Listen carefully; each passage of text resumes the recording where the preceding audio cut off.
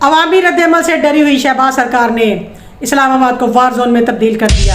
پہلی دفعہ 11,000 کنٹینرز کے پہاڑ کھڑے کر دیے گئے، جگہ جگہ خندقیں کھود دی گئی، دیہاتی عوام پر ڈرونز اور ہیلی کاپٹر سے گولہ بارود کی برسات کی جائے گی۔ عمران خان کو بنی گالہ میں نظر بند کرنے کی حکمت عملی تیار کر دی گئی۔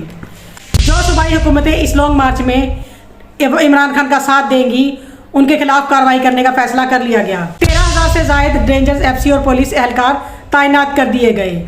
ان میں ڈنڈا بردار فوج بھی ہوگی۔ ان اہلکاروں کو 16 آنسو گیس کی گنیں، جس میں 50,000 سے زائد آنسو گیس کے شیلز، 17 پیپر بال گنز، 4,000 پیپر بال شیلز، 2,000 سے زائد ماسک، 374 گاڑیاں۔